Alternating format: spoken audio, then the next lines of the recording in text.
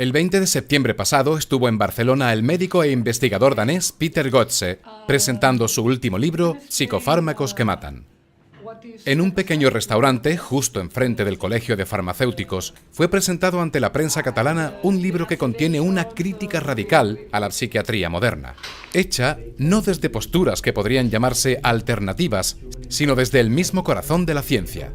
I have studied psychiatric research for 9 years now, and I have studied it very carefully, and I have dug very deeply into the literature.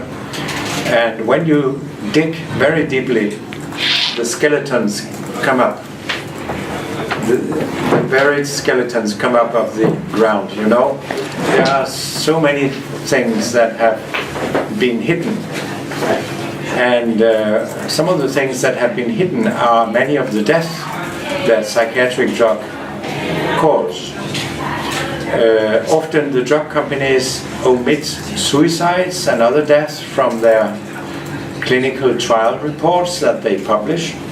So psychiatrists and other doctors don't know how dangerous psychiatric drugs are because they cannot trust the published literature. Most of the research is done by the drug companies that have a huge interest in hiding serious harms of their drugs. I have come to the conclusion that the way we use psychiatric drugs does far more harm than good. We use them far too much. We kill many people and we cripple many people. We create permanent brain damage with many of the psychiatric drugs so that people have difficulty coming back to a normal life. And it would be far better if we use psychiatric drugs very, very little. At most only 2% of what we use today. Pero pocos fueron los medios que acudieron a la rueda de prensa convocada por los libros del lince. Muchos no contestaron, otros estaban ocupados, otros directamente no se presentaron. Digamos que la sensibilidad del público a alguien que ataque la línea de flotación del establishment siempre preocupa a los medios. Hay medios a los cuales les puede preocupar que se les vaya la publicidad de los danacoles, por ejemplo. Last time I was in Barcelona, I was interviewed by La Vanguardia for the back page, which is very popular, and I think it was a very good and interesting interview, and she wasn't allowed to publish it by her editor, which is very bad because the journal receives support from a drug company. Yeah. This is what we call corruption. Yes. Is this usual in those Not in our travels? country. Not in our country. Not- No. no? The newspapers are pretty independent in our country, but it's obviously a huge problem in Spain, and it's a huge problem in Russia, of course, and in many other countries, and in the United States it's even a problem. There is not so much free press left in the world. Economic interests take over the press. Yeah. It's a big problem for our democracies. La prensa, digamos, es cada vez más genuflexa al poder.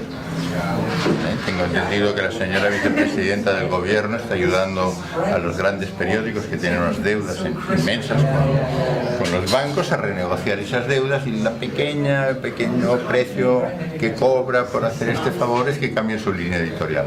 Por suerte hay muchos medios no de papel, no oficiales, medios digitales, y que es en donde la gente inteligente que quiere saber, pues es donde se documenta y donde lee, y esto va a ir creciendo muchísimo. La presentación pública del libro fue en una céntrica librería de Barcelona, en un acto presidido por Joan Ramon Laporte, catedrático de farmacología de la Vall d'Hebron, y contó con la participación de diversos profesionales de la salud.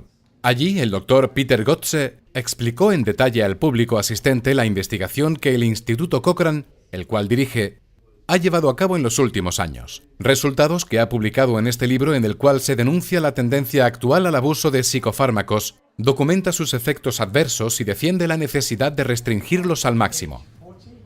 Anteriores a este, Peter Gotzsche ha publicado los libros Mamografías, Verdad, mentiras y controversia. Y hace un par de años, Medicamentos que matan y crimen organizado, en el cual deja en evidencia a la industria farmacéutica, sus prácticas de soborno y corruptelas y cómo se antepone siempre el beneficio económico a la salud de los pacientes. Since it is impossible to train doctors into using psychiatric drugs very, very little and mostly in acute situations and when the patients ask for it, then I've come to the conclusion it would be better for humanity if we took all the drugs off the market. That would be better. We would have a healthier population and they would live longer. We wouldn't kill so many people. But of course this is a controversial view, but it's based on science, the best science I could find. So the whole field of psychiatry is very strange. We harm so many people with these drugs. And we say that they are specific, that antidepressants work for depression. I have come to the conclusion that they don't work for depression, but they give people a lot of side effects. And they increase the risk of suicide for people, not only children, but even older people. So why use drugs that increase the risk of suicide when the worst thing, what you're most worried about with depressed people is that they kill themselves? So it makes no sense to use drugs that increase the risk that they kill themselves. So there is so much that is so wrong in psychiatry. And luckily, some psychiatrists have started to realize the problems they have created. It's time for two. It's time for two.